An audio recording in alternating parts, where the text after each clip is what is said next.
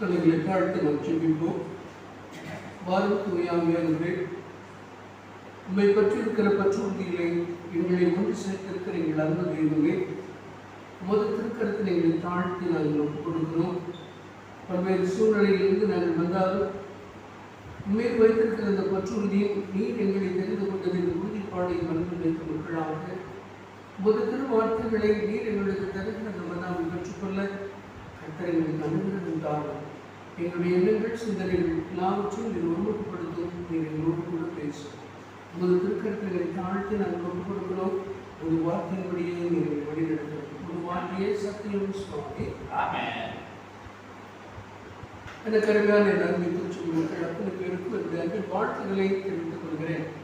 அதனால் இந்த நல்ல நாளிலே இன்றைய காலகட்டங்களிலே நாம் அநேக நேரங்களிலே பல்வேறு காரியங்களை குறித்து தியானித்துக் கொண்டிருக்கிறோம். இந்த நாளிலே நம்முடைய தியானத்திற்கு தெரிந்து கொள்ளப்பட்ட வேத பகுதியும் நாம் தியானிக்கிற கருப்பொருளும் மிக முக்கியமானது. படைப்பும் நிறைவாழ்வின் வெளிப்பாடும். படைப்பும் நிறைவாழ்வின் வெளிப்பாடும்.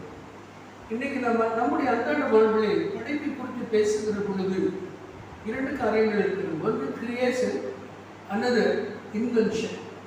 Creation is totally different from the invention. Invention is totally different from the creation. இரண்டுக்குள்ள வேறுபாடு இருக்கு. Invention is done by the human beings. Creation is done by the Almighty God. இந்த படைப்பை குறித்து, படைப்பு என்பது காண முடியாத ஒன்று. யாராவது படைப்பை பார்த்திருக்கிறோமா? படைப்பினுடைய மூலத்தை யாரும் கண்டறிந்து கொள்ள முடியாது. எத்தனையோ முயற்சிகள் எடுக்கிறார்கள். எப்படி அதன் மூலம் எங்கே இருக்கிறது என்று தேடி தேடி தேடி தேடி விஞ்ஞானிகள் அலைந்து கொண்டிருக்கிறார்கள். ஒருவர் சொல்கிறார், நான் இதை கண்டுபிடித்து விட்டேன், நான் அதை கண்டுபிடித்து விட்டேன் என்று சொல்லி யாராலும் அதை கண்டுபிடிக்க முடியாது. காரணம் என்ன என்று சொன்னால், கிறிஸ்துவின் அனுகிரகமும் கிறிஸ்துவனுடைய வழிநடத்தலும் கிறிஸ்துவனுடைய உண்மையான வெளிப்பாடு மட்டும்தான் அதனுடைய நுணுக்கங்களை கண்டுகொள்ள முடியுமே தவிர மூலத்தை கண்டுபிடிக்க முடியாது. காரணம், கடவுளுடைய அறிவை தெரிந்து கொள்ள நான் முயற்சித்தால்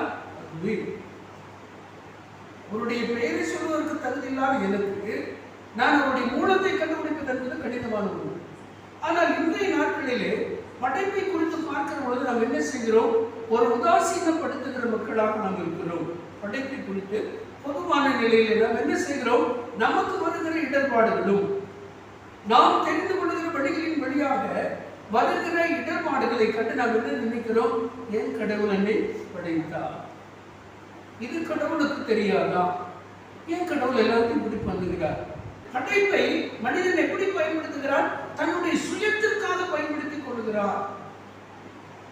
தன்னுடைய சுயநலத்திற்காக, அரசாங்கம் தனக்கு வருமானம் வேண்டும் என்பதற்காக என்ன செய்கிறார்? பெருகுகிற மக்கள் தொகைக்கேற்ப வீடு வசதிகளை ஏற்படுத்தி கொடுக்க வேண்டும் என்று சொல்லி அரசாங்கம் ஒரு திட்டத்தை வகுத்து அதை செயல்படுத்துகிறது. மாறாக மனிதன் என்ன செய்கிறான்? தன்னுடைய சுயநலத்தை, தனக்குண்டான எதிர்பார்ப்புகளை நிறைவு செய்து கொள்வதற்காக இடங்களை என்ன செய்கிறான்? கடவுள் படைத்த இடங்களை தனக்கேற்ப மாற்றி சுயநலத்தோடு என்ன செய்கிறான்? சீரழித்துக் கொண்டிருக்கிறார்கள். ஆதியாகமம் 1ஆம் அதிகாரம் 28ஆம் வசனம். தேவன் அவர்களை ஆசீர்வதித்தார். அவர்களிடம் பிள்ளைகளை சற்று விருத்தி அடையுங்கள், பூமியை நிரப்பி அதை ஆண்டு கொள்ளுங்கள், கடலில் உள்ள மீன்களையும் வானத்தில் உள்ள பறவைகளையும் ஆண்டு கொள்ளுங்கள், பூமியில் அழைந்து திரிகிற அனைத்து உயிரினங்களையும் ஆண்டு கொள்ளுங்கள் என்று சொல்லுகிறார். அப்படிதான் இருக்கு. வேற ஏதாவது இருக்கா? அப்போ 1ஆம் அதிகாரம் 28ஆம் வசனத்திலே ஆண்டவர் சகலவற்றையும் படைத்து விட்டு முதல் நாளில் ஒன்றை படைக்கிறார். முதல் நாளிலே படைத்த உலகத்தினுடைய தொடக்கத்தை இருளுக்கும் வெளிச்சத்திற்கும் இருளுக்கும் வேறுபாடுகளை உருவதை காண்பிக்கிற ஆண்டவர். 2ஆம் நாளில வானத்தை உருவாக்கின ஆண்டவர். 3ஆம் நாளில வறண்ட நிலத்தின் செடி கொடிகளையும் கண்ட ஆண்டவர். 4ஆவது நாளிலே சூரியனையும் சந்திரனையும் உருவாக்கின ஆண்டவர். நட்சத்திரங்களை உருவாக்கின ஆண்டவர். 5ஆம் நாளிலே மீன்களும் பறவைகளையும் உருவாக்கின ஆண்டவர். 6ஆம் நாளில் மிருகங்களையும் மனிதர்களையும் உருவாக்குகிறார்.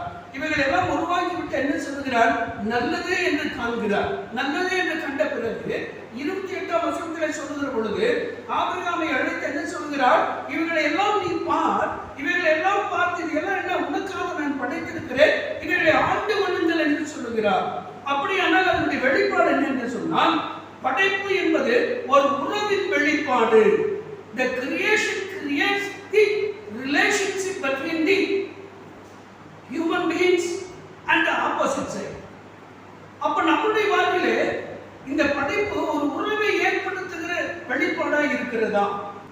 இன்னைக்கு நம்முடைய வாழ்விலே கடவுள் கொடுத்திருக்கிற இந்த படைப்பிலே நாம் எப்படி அன்பு கூறுகிறோம்? நான் பக்கத்துக்குள்ள விட்டு நான் அன்பு காட்டுறதெல்லாம் நான் எங்க போய் அன்பு காட்ட போறேன்? இன்னைக்கு வீடுகளில் வந்து பெரும்படியான வீடுகள் என்ன செய்யறாங்க? குடியிருக்க ஒரு வீடு இருந்தால் போதுங்க, இந்த மரம் செடி குடியெல்லாம் வச்சு நான் என்ன செய்ய போறேன்? சொல்றோமா இல்லையா? ஆனால் இந்த படைப்பு உறவின் வெளிப்பாடு என்பது ஓரிடத்திலே சொல்லுகிற பொழுது என்ன செய்யறது? பிற படைப்புகளுடன் ஒன்றிணைந்து வாழ கற்றுக்கொள்ளுங்கள். படைப்புகள் எப்படிப்பட்டதாக இருந்தாலும் அவைகளோடு ஒன்றிணைந்து அன்பை வெளிப்படுத்துகிற ஒரு தளமாக அதை பயன்படுத்திக் கொள்ளுங்கள் என்று சொல்லுகிறார். இன்னைக்கு நம்ம என்ன செய்ய, காட்டு மிருகங்களை கட்டணும் பயப்படுறோம். ஆனா சிலர் அந்த இடத்துல போன காட்டு மிருகங்கள் என்ன செய்யுது? அது அன்போடு பணிந்து பணிவாய் போகுதா இல்லையா? அது எப்படி? அப்ப அதே காட்டு மிருகம் நம்மை கொண்டு குருன்னு வருது. நமக்குள்ளிருந்து வெளிவருகிற சிந்தனைகளும் எண்ணங்களும் அன்பின் வெளிப்பாடாக இருக்க வேண்டும். நீங்க நம்ம அன்பின் வெளிப்பாடு நமக்கு இருக்கா? ஒரு உறவை வெளிப்படுத்துகிற வெளிப்பாடு நம்மிடத்தில் இருக்கிறதா? சிந்திக்க வேண்டும். கடவுளுடைய படைப்பு அனைத்தும் நேர்த்தியாக இருக்கிறது. அப்பொழுதுதான் ஆண்டவர் சொல்கிறார், நீ என்ன செய், சும்மா அப்படியே இருந்துட்டு இருக்க வேண்டாம், நீ என்ன செய், இவைகளை பராமரிக்க கற்றுக்கொள்ள என்று கற்றுக் கொடுக்கிறார். அப்படி கற்றுக் கொடுத்த ஆண்டவர் ஆதியாகமம் 2ஆம் அதிகாரம் 15ஆம் வசனத்திலே சொல்லுகிறார், அன்பின் உருவான இந்த மனிதனை, தன்னுடைய அன்பால் தன் சாயலாக உருவாக்கப்பட்ட மனிதனை கொண்டு தான் படைத்த எல்லாவற்றையும் நீ என்ன செய், பண்படுத்து, பக்குவப்படுத்து, அதை பாதுகாத்துக் கொள்ள என்று சொல்லி அவனுக்கு என்ன செய்கிறார்? ஒரு உறவை கற்றுக் கொடுக்கிறார். இது அப்படியே கடலில் அப்படியே விட்டு அப்படியே சொல்லல, அதை பாதுகாக்க கற்றுக்கொள். காட்டு மிருகங்களுக்கு அதை பாதுகாக்க கற்றுக்கொள். அதனிடம் உன்னுடைய அன்பை காட்டு, மனங்களோடு பேசு. செய்தா இல்லைங்களா? நம்முடைய அன்பை எந்தெந்த இடங்களை நாம் வெளிப்படுத்துகிறோம் என்று பார்த்தால், இன்றைய நாட்களிலே உறவை வெளிப்படுத்துகிற ஆண்டவர் கொடுத்திருக்கிற இந்த வாய்ப்பை நாம் சரியாய் பயன்படுத்துகிறோம் என்றால் ஒரு கேள்விக்குறியான நிலையோடு நாம் நின்று கொண்டிருக்கிறோம். இப்படிப்பட்ட சூழ்நிலையில் தான் ஆண்டவர் என்ன செய்கிறார்? 3ஆம் அதிகாரத்தை ஆதியாகமம் 3ஆம் அதிகாரத்திற்குள் வருகிற பொழுதுதான் அழகாக சொல்லுகிறார், ஆதாமையும் ஏவாளையும் அழைத்து நீங்கள் எல்லாத்தையும் சாப்பிடுங்க, மட்டும் சாப்பிடாதீங்கன்னு சொன்ன பொழுது அவர்கள் செய்த ஒரு சிறு தவறு, அது பெரிதாக நான் சொல்ல முடியவில்லை. ஆண்டவர் உருவாக்கின அந்த பசுமையான தோட்டத்திற்குள் கிறிஸ்துவுக்கும் தங்களுக்கும் உள்ள அந்த உறவு, படைப்பிலே ஏற்பட்ட உறவு, அந்த அன்பின் உறவை பிளவுபடுத்துவதற்காக எது பயன்படுத்தப்படுகிறது? சர்ப்பத்தை பயன்படுத்துகிறார்கள். அந்த சர்ப்பத்திற்குள் என்ன இருக்கிறது? வஞ்சகம் காத்திருக்கிறது. அப்ப இந்த வஞ்சகத்தினாலே அவர்கள் என்ன செய்கிறார்கள்? கடவுள் சொன்ன வார்த்தைகளை விட்டு வழி விலகுகிறார்கள். அந்த நார்மல் ட்ராக்ல போயிட்டு இருந்தவங்க ட்ராக் மாறுகிற பொழுது அது எதுவாக மாறுகிறது? பாவமாக மாறுகிறது. டெம்ப்டேஷன்ஸ். எப்படி டெம்ப்டேஷன்? வஞ்சகத்தை எப்படி உருவாக்குகிறார்? இப்படி செய்தால் இப்படி இருக்கும், இப்படி செய்தால் இப்படி இருக்கும், இப்படி செய்தால் இப்படி இருப்பீர்கள் என்று சொல்லி அந்த நாட்களிலேயே, படைப்பின் காலங்களிலேயே இது நடந்திருக்கிறது. அப்போ உறவை வெளிப்படுத்த வேண்டிய அந்த சூழ்நிலையில், அன்பை உறவை வெளிப்படுத்தி அது கீழ்ப்படிந்து நடக்க வேண்டிய சூழ்நிலையிலே அதை விட்டு விட்டார்கள், தவறிவிட்டார்கள். இந்த சூழ்நிலையில் கடவுள் நம்மை பார்த்து சொல்லுகிற காரியம், இயற்கை வளங்களை நமக்கு கடவுள் கொடுத்ததினால் அதனோடு இணைந்து வாழ, இசைந்து வாழ, அதை சார்ந்து வாழ்கிற உறவை ஏற்படுத்திக் கொள்ளுகிற ஒரு வெளிப்பாடாய் இந்த படைப்பு அமைகிறது. அடுத்ததாக இந்த படைப்பின் வழியாக மீட்பின் வெளிப்பாடு உருவாகிறது. படைக்கப்பட்ட ஆண்டவர் அன்றைய நாட்களிலே பாவம் செய்த அந்த மக்கள் மீட்படைவதற்காக என்ன செய்கிறார்? புதிய ஏற்பாட்டின் காலத்திற்குள் வருகிற பொழுது கிறிஸ்துவானவர் வந்து தன்னுடைய திரு ரத்தத்தை சிலுவையிலே சிந்தை என்ன செய்கிறார்? மீட்கிறார். பாவத்தில் சிக்குண்ட மக்கள், அறியாமையில் சிக்குண்ட மக்கள், தன்னை விட்டு தூரமான போன மக்கள், தன்னோடு இணைந்து வராத மக்கள் என்ன செய்கிறார்? எதிர்நோக்கி காத்திருந்த ஆண்டவர், இந்த மேசியமான ஆண்டவர் என்ன செய்கிறார்? ஒரு மீட்பை ஏற்படுத்துகிறார். இப்படி மீட்பை ஏற்படுத்தின ஒரு ஆண்டவர் எல்லா நிலைகளிலும் அற்புதங்களை, அதிசயங்களை நேரடியாக பார்த்த மக்கள், நேரடியாக அனுபவித்த மக்கள் என்ன செய்கிறார்கள்? அவர் மீது குற்றம் சுமத்தினார்கள். ஆனாலும் அவர் அந்த குற்றத்தை பெரிதுபடுத்திக் கொள்ளாமல் என்ன செய்கிறார்? கிறிஸ்துவின் வழியாக மீட்புக்கான வழியை விடுவதை தருகிறார். நாம் செய்த அத்துணை பாவங்களுக்காக, தவறுதலுக்காக அவர் என்ன செய்தார்? தன்னையே அர்ப்பணித்தார். அப்ப தன்னை அர்ப்பணித்ததின் வழியாக நமக்கு ஒரு மீட்பு ஏற்படுகிறது. ஆனால் இதயங்களை லேவியராகமம் 26ஆம் அதிகாரத்தை முழுமையாக வாசிக்கிற பொழுது 1-13 வசனங்களை வாசிக்கிற பொழுது கர்த்தருக்கு கீழ்ப்படுகிறவர்களுடைய ஆசீர்வாதத்தை சொல்லுகிறார். பலன்களை கோடிட்டு காட்டுகிறார். கர்த்தருக்கு நீங்கள் கீழ்ப்படுத்தி இப்படி நடக்கிற பொழுது இவைகளெல்லாம் உங்களுக்கு கொடுக்கப்படும். ஆனால் மாறாக 14ஆம் வசனம் முதல் 31 வரை வாசிக்கிற பொழுது கீழ்ப்படியாதவர்களுடைய சூழ்நிலை எப்படி இருக்கும் அதையும் சொல்றாரு. நம்ம என்னைக்குமே என்ன செய்யறோம்? ஆசீர்வாதத்தை மட்டும் குடிச்சு வச்சுக்கிறோம். இந்த ஆசீர்வாதத்தை சுதந்திரத்துக்குள்ள நம்ம இதெல்லாம் செய்யக்கூடாதுன்னு சொல்லி அதற்கு கீழ் சொல்லுகிறார். ஒரு மீட்பை பெற்றுக்கொண்ட நாம் அந்த மீட்பை நிலைத்திருக்க வேண்டும் என்றால் கீழ்கண்ட காரியங்களை நாம் செய்யக்கூடாது என்று பட்டியலிட்டு சொல்லுகிறார். இந்த சூழ்நிலையில் தான் அழகாக சங்கீதம் 114:8 சொல்லுகிறது. வாசித்த இந்த வேத பகுதியில் 35:1-2 சொல்லுகிற ஒரு சங்கீதம், எசாயா 35:1-2 சொல்லுகிற பொழுது வறண்ட நிலங்களை இப்படி செய்கிறாராம். 35:1-2 பாருங்க. அப்போ வறண்டு போய் இருக்கிற நம்முடைய வாழ்வு, படைப்பின் இடத்திலே அன்பு கூறாமல் சரியான உறவை ஏற்படுத்திக் கொள்ளாமல் தவறி நடக்கிற பொழுது என்ன நடக்கிறது? நம்முடைய பசுமையான வாழ்வு வறண்ட நிலமாக மாறுகிறது. அப்பொழுது என்ன செய்கிறார்? மீட்பின் வெளிப்பாடை சொன்ன ஆண்டவர் வறண்டு போய் இருக்கிற அந்த வாழ்வை, இஸ்ரேலிய ஜனங்கள் எகிப்து தேசத்திலிருந்து கானான் தேசத்திற்கு போகிற பொழுது எத்தனையோ இயற்கை வளங்கள் அழிந்து போய் இருக்கிறது. கிறிஸ்து உருவாக்கினார், ஆண்டவர் உருவாக்கின அத்தனை காரியங்கள் எத்தனையோ அழிக்கப்பட்டிருக்கிறது. அந்த சூழ்நிலையிலும் அவங்களுடைய வாழ்வில் என்ன செய்கிறார்? மீட்பின் வெளிப்பாடை சொல்லிவிட்டு வறண்டு போயிருக்கிற வாழ்வு எப்படி மாறுன்றாரு?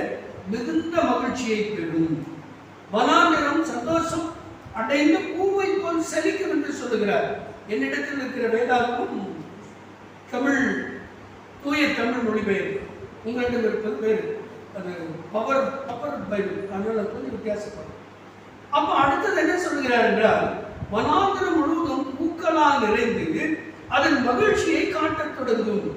இப்போ ஒவ்வொரு இந்த வழியில் நம்ம போறப்ப நம்ம இந்த ஏரியில மஞ்சள் நிறைய வருது. மஞ்சள் கலர் காலையில பார்க்கும்போது பசுமையா இருக்குது, ஒரு மகிழ்ச்சியானது. அப்புறம் என்ன செய்ய, ஒரு வாசம் வருது. திடீர்னு பார்த்தீங்கன்னா வயலட் கலர் பூ வருது, ஒரு வாசம் வருது. திடீர்னு காலை நேரம் பெண்கள் என்ன செய்யணும், மல்லிகைப்பூ வருது. சாயந்தரம் ரொம்ப முக்கா கொடுப்பான், காலையில் வச்சு போகும்போது மனம் வரணும். அப்ப ஆண்டவருடைய படைப்பு மனம் தருகிற ஒரு செழிப்பான வாழ்க்கை கர்த்தர் இந்த இடத்துல இந்த வசனத்தை சொல்லிவிட்டு சங்கீதம் 114:8 சொல்லுகிறார், கண்மலையை என்னவாக மாற்றுகிறாரா? தண்ணீர் தடாகமாக மாற்றுகிறார். மக்களுடைய வாழ்விலே ஒரு வறண்ட நிலமாக இருந்த ஒரு சூழ்நிலை, வறட்சியான சூழ்நிலையிலே என்ன செய்கிறார்களா? அவைகளை தண்ணீர் தடாகமாக, கண்மலை உடைத்து நீர் ஊற்றுகளாக மாற்றுகிற கடவுள் ஒரு பெரிய மீட்பை ஏற்படுத்துகிறார். உதாரணத்துக்கு நாம் இந்த நாட்களில் நாம் பார்த்த நிகழ்வுகள் என்ன? இங்க இருக்கிற இடங்கள் எல்லாம் விற்க என்ன நடக்குது? விவசாய நிலங்களை விற்று வீடுகளான உடனே வெப்பம் அதிகரிக்கிறது. வெப்பம் அதிகரித்தோடனே நம்ம என்ன செய்யற? வீட்டுக்குள்ள ஐயோ உட்கார முடியல, 5 ஃபேன் 10 ஃபேன் 20 எத்தனை போட்டாலும் வெப்பம் தான். திடீர்னு என்ன செய்யுது? புயல் வருகிறது, திடீர்னு மழை வருகிறது. எது வந்தாலும் நம்ம என்ன சொல்றோம்? எதுக்கு தான் மழை இந்த இடத்துக்கு வருதோ? எந்த இடத்துக்கு? நம்ம குடியிருக்கிற இடத்துக்கு ஏன் மழை வரும்? உங்களுக்கு தனி போய் அது விவசாய நிலம். உண்மைதான், விவசாய நிலத்துக்கு தான் மழை வேணும். அதை தள்ளி போட நம்ம என்ன சொல்றோம்? இது எதுக்கு இத்தனை மழை வருது, ஏன் இப்படி புயல் இப்படி நம்ம சொல்றதுக்கு எல்லாம் காரணம் என்னென்றால் படைப்புக்கும் நமக்கும் உள்ள உறவு சரியானபடி இல்லை. இப்படிப்பட்ட சூழ்நிலையில தான் ஆண்டவர் வறண்டு போயிருக்கிற வாழ்வுக்கு ஒரு நீர்ப்பை தந்து தெளிவாக சொல்லுகிறார். அழகாக சொல்லுகிற காரியம், வறண்ட நிலம் செழிப்பாய் மாறும். இதைத்தான் அழகாக எசாயா 32:15 அந்த அதிகாரம் முடிவு பார்த்தீங்கன்னா, ஒவ்வொருவருடைய வாழ்வும் பசுமையான வாழ்வாய் இருக்க வேண்டும் என்று கட்டளையிட்டிருக்கிறார். அடுத்த நிலையிலே 3வது காரியம், படைப்பு என்பது நிறைவான வாழ்வின் வெளிப்பாடு. 1 படைப்பு உறவுகளின் வெளிப்பாடு, 2 படைப்பு மீட்பின் வெளிப்பாடு, 3வது படைப்பு என்பது நிறைவான வாழ்வின் வெளிப்பாடு. இந்த படைப்பின் நிறைவான வாழ்வின் வெளிப்பாடு என்பது சற்று சிந்திக்கிற பொழுது எசாயா 33-34 அதிகாரங்களை வாசிக்கிற பொழுது வறண்ட நிலங்களை இன்றைய மாநிலங்கள் இந்த மக்கள் என்ன செய்கிறார்கள்?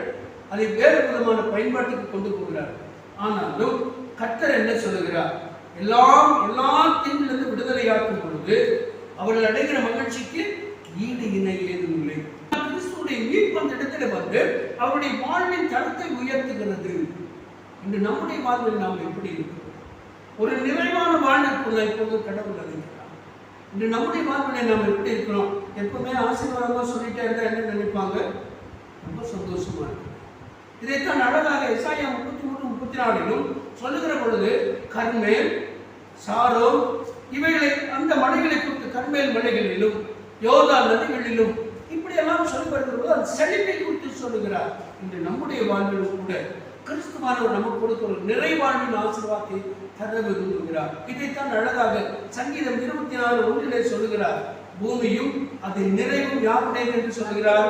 கர்த்தருடையது. இது நமக்கு சொந்தமானது அல்ல. அப்ப ஆண்டவர் இப்படி சொல்லுகிற பொழுது அழகாக பசுமையான மேய்ச்சலான இடங்கள். சங்கீதம் 23 சொல்லுகிற பொழுது முதல் வசனம் என்ன சொல்றாரு? கர்த்தர். இது அழகா சொல்றாரு. முன்னால் நீங்க பாத்தீங்கன்னா இந்த வாசகத்தை தாவீது பயன்படுத்துவதற்கு முன்பு அதை குறித்த ஒரு உண்மையான வெளிப்பாடு, இறையலாளர்களுடைய வெளிப்பாடு என்னன்னா, மகா வறட்சியான காலங்களிலும் வறண்டு போய் இருக்கிற காலங்களிலும் கர்த்தர் என்ன செய்வாராம்? செழிப்பான இடங்களுக்கு என்னை நடத்தி கொண்டு போய் என்னை திருப்தியாக்குகிறவர், என் ஆத்மாவை திருப்தியாக்குகிறவர். அப்படியானால் அந்த ஆண்டவர் என்னிடத்தில் என்ன எதிர்பார்க்கிறார்? ஒரு நிறைவாழ்வின் வெளிப்பாடை எதிர்பார்க்கிறார். இன்று நம்முடைய வாழ்விலே ஆண்டவருடைய படைப்பை குறித்து நாம் என்ன நினைக்கிறோம்? அந்த படைப்பிலே நாம் உணவு வைத்துக் கொண்டிருக்கிறோமா? ஒரு அன்பின் வெளிப்பாடை நம்மில் இருக்கிறதா? ஒன்று. இரண்டாவதாக ஆண்டவருடைய படைப்பு நம்முடைய வாழ்விலே ஒரு மீட்பை ஏற்படுத்துகிற வெளிப்பாடாக இருக்கிறதா? மீட்பை ஏற்படுத்துகிறது என்றால் நம்மிடையே இருக்கிற ஒவ்வொரு சூழலிலும் எந்தெந்த இடங்களிலெல்லாம் நாம் கட்டுண்ட மக்களாய் நின்று கொண்டிருக்கிறோம், உறவுகளிடையே, நண்பர்களிடையே, நம்மை சார்ந்திருக்கிறவர்களிடையே நாம் அநேக நேரங்களில் என்ன செய்யணும்? அப்படி வந்து அப்படி திரும்பிடும். இது மீட்பின் வெளிப்பாடு அல்ல. இப்படி நேராக நேருக்கு நேர் சந்திக்கிறவர்களாக நம் அன்பை வெளிப்படுத்தி அவர்களுக்குள் இருக்கிற வறட்சியை அப்புறப்படுத்துகிற மக்களாய் நாம் இருக்கிறோமா? அப்ப கிறிஸ்துவின் நற்செய்தியானது எப்படி போகிறது? எதிரே வருகிற மக்கள் எந்த சூழ்நிலையில் இருந்தாலும் அவர்களுக்கு விடுதலையை தருகிற, அவருடைய வாழ்வில் ஒரு உயிர்வீழ்ச்சியை தருகிற, அவருடைய வாழ்வில் வெளிச்சத்தை தருகிற நற்செய்தியை நாம் பகிர்ந்து கொள்ளுகிற பொழுதுதான் மீட்பின் நற்செய்தி சரியான இடத்திற்கு போகிறது. அப்படி போகிற பொழுதுதான் நம்முடைய வாழ்வும் கூட நிறைவான வாழ்விற்கு நேராய் அழைத்து செல்லப்படுகிறது. இந்த ஆண்டு நம்மை பார்த்து சொல்கிறார், பூமியும் அதன் நிறைவும் யாருடையது? கர்த்தருடையது. அப்படியானால் கர்த்தர் என்ன செய்கிறார்? தமக்கு சுத்தமான எல்லாவற்றையும் தான் தெரிந்து கொண்ட பிள்ளைகளுக்கு சரியான நேரத்தில் சரியான காலத்தில் உதவி செய்ய வல்லவராய் இருக்கிறார். ஆனால் இன்று நம்முடைய வாழ்வில் நாம் எப்படி இருக்கிறோம்? ஒருமுறை சிந்தனை செய்து பார்ப்போமா? ஆண்டவர் இந்த நாளிலே அருமையாக எசாயா தீர்க்கதரிசி 35:1-2 சொல்லுகிற பொழுது அழகாக சொல்லுகிறார். பூக்கள் வந்து சுருங்கி போன என்ன நினைப்போம்? அது காஞ்சி போச்சுங்க. ஏனென்றால் அதனுடைய காலம் எப்படிப்பட்டது. ஆனால் நம்முடைய வாழ்வு அப்படிப்பட்டதுதான். கிறிஸ்து தருகிற வாழ்வு நித்திய வாழ்வுக்கு நேரம் நம்மை அழைத்து செல்லும். நித்திய வாழ்வுக்கு நேரம் அழைத்து செல்லுகிற ஒரு அழைப்பை பெற்ற மக்கள் நாம். அதை தெரிந்து கொள்ளப்பட்ட மக்கள் நாம். ஆனால் நம்முடைய வாழ்வு யாருக்கு நேராக ஓடிக்கொண்டிருக்கிறது? யாரை எதிர்நோக்கி நாம் ஓடிக்கொண்டிருக்கிறோம்? நம்முடைய வாழ்வில் நிறைவு இருக்கிறதா? கிறிஸ்து படைப்பிலே நிறைவான வாழ்வை நாம் பார்க்க முடிகிறதா? இன்னைக்கு நம்முடைய பிள்ளைகள் மத்தியில் நம்ம எப்படி பேசணும்? அல்லது நம்முடைய பிள்ளைகள் நம்ம எப்படி பேசுகிறார்கள்? இந்த சமூகம் நம்மை பார்த்து என்ன சொல்லுகிறது? சற்று சிந்திக்க வேண்டும். நிறைவான வாழ்வோடு இருக்கிறோமா? யோசனை பண்ணி பாருங்க. இன்னைக்கு அநேக இடங்களில் போன என்ன செய்யறோம்? ஐயா, எனக்கு இவ்வளவு குறைபாடு, நானும் சர்ச்சுக்கு கரெக்டாக வர்றேன், ஆணையம் கொடுக்குறேன், ரசமாவாக கொடுக்குறேன், எல்லாம் கொடுக்குறேன். ஆனால் என்னுடைய வாழ்வு குறைபாடு. ஏன்? என் பிள்ளைகள்லாம் படிச்சிருக்கிறாங்க, வேலை வாய்ப்பு இல்லை, குறைபாடு. பிள்ளைகள் நல்லா இருக்காங்க, நான் சொல்ற கேட்குறாங்களா? எதுவுமே கேட்க மாட்டேங்கிறாங்க. என்ன பண்ணுறதுன்னு தெரியல. ஏன்? அந்த இடத்தில் நிறைவாக இருக்கிறதா? இல்லை, ஏதோ ஒரு குறைபாடு. இதைத்தான் அழகாக சொல்லுகிற பொழுது 1 கொரிந்தியர் 13:10 சொல்லுகிற பொழுது நிறைவானது வரும்போது குறைவானது ஒளிந்து போகும். ஆனால் அதற்கு முன்பதாக சொல்லப்பட்ட அத்தனையும் அன்பு எனக்குள் இருக்க வேண்டும். நம்முடைய அன்பு எப்படி இருக்கிறது பிறரிடத்திலே, நம் குடும்பத்திலே, நம்முடைய சமூகத்திலே, நம்முடைய திருச்சபையிலே, நாம் கையிட்டு செய்கிற வேலைகளிலே நாம் எப்படி இருக்கிறோம்? ஆண்டவர் இந்த நாளில் நம்மை பார்த்து சொல்லுகிறார், இந்த நாளிலே நாம் ஆண்டவரின் படைப்பை ஒரு மதிக்கின்ற மக்களாக, ஆண்டவரின் படைப்பை மகிமைப்படுத்துகிற மக்களாக, ஆண்டவரின் படைப்பை ருசித்து ரசித்து நம்முடைய வாழ்வில் என்ன செய்ய வேண்டும்? கர்த்தரை போற்றுகிற மக்களாக, அவர் காட்டுகிற அந்த வழியிலே உறவை வலுப்படுத்திக் கொள்ளுகிற மக்களாக நாம் மாற வேண்டும். ஒன்று. இரண்டாவதாக, அந்த படைப்பின் வழியாய் நமக்கு கிடைத்திருக்கிற மீட்பானது கிறிஸ்துவினால் கொடுக்கப்பட்ட மீட்பு. அந்த மீட்பை பாதுகாத்துக் கொள்ள, அந்த மீட்பை உறுதிப்படுத்திக் கொள்ள, அந்த மீட்பை பிறரிடம் பகிர்ந்து கொள்ள, அந்த மீட்பின் நற்செய்தி என்ன செய்யும்? உலகெங்கிலும் எடுத்துச் செல்ல வேண்டும். அப்பொழுதுதான் நம்முடைய வாழ்வு எப்படியாய் மாறுமா? செழிப்பான ஒரு வாழ்வாய் மாறும். செழிப்பான வாழ்வாய் மாறுவதோடு மட்டுமல்ல, அவர்களை பார்த்த அந்த அதிகாரத்துடைய கடைசி வசனத்தை சொல்லுகிற பொழுது அவர்கள் தலையின் மேல் என்ன இருக்குமா? நித்திய மகிழ்ச்சி இருக்கும். ஆனால் என்னுடைய வேதாகமத்தில் என்ன சொல்லப்பட்டிருக்கிறது என்றால், அழகாக சொல்லியிருக்காரு, எனக்கு ரொம்ப பிடிச்ச விஷயம். இது என்ன சொல்லியிருக்கார்? தேவன் அவரது ஜனங்கள் விடுதலை செய்வார், அந்த ஜனங்கள் அவரிடம் திரும்பி வருவார்கள், இந்த ஜனங்கள் சீயோனுக்குள் வருகிற பொழுது அவர்கள் மகிழ்ச்சியோடு இருப்பார்கள், என்றென்றும் ஜனங்கள் மகிழ்ச்சியோடு இருப்பார்கள், அவர்கள் மகிழ்ச்சியானது அவர்களின் தலையில் கிரீடம் கொண்டு இருக்கும். அப்போ அவர் கொடுக்கிற அந்த கிரீடம் யாராவது எடுக்க முடியுமா? ஆனால் நம்முடைய பவர் பைபிள் என்ன சொல்லப்பட்டிருக்கிறது? நித்திய மகிழ்ச்சி அவர்கள் தலையின் மேல் இருக்கும். இதுதான் சொல்லப்பட்டிருக்கு இல்லைங்களா? அப்போ அவர் தலையின் மேல் ஆண்டவர் சொல்லுகிற ஒரு விஷயம், அவர்கள் தலையின் மேல் இந்த நித்திய மகிழ்ச்சி என்கிற கிரீடத்தை அவர் வைக்க விரும்புகிறார். அதுதான் நிறைவான வாழ்வுடைய ஒட்டுமொத்தமான தொகுப்பு. இன்னைக்கு நம்ம கிரீட தலையில் வச்சு நம்ம எப்படி போவாங்க? இன்னைக்கு தலை பிடிக்கா போவாங்க, கீழே வந்துடும். கம்பீரமான நடை, கம்பீரமான பார்வை, ஒரு அன்பான பார்வை, ஒரு அழகான பார்வை, எப்படி பார்த்தால் என்ன செய்யும்? கிறிஸ்துவின் பார்வை வெளிப்படும்.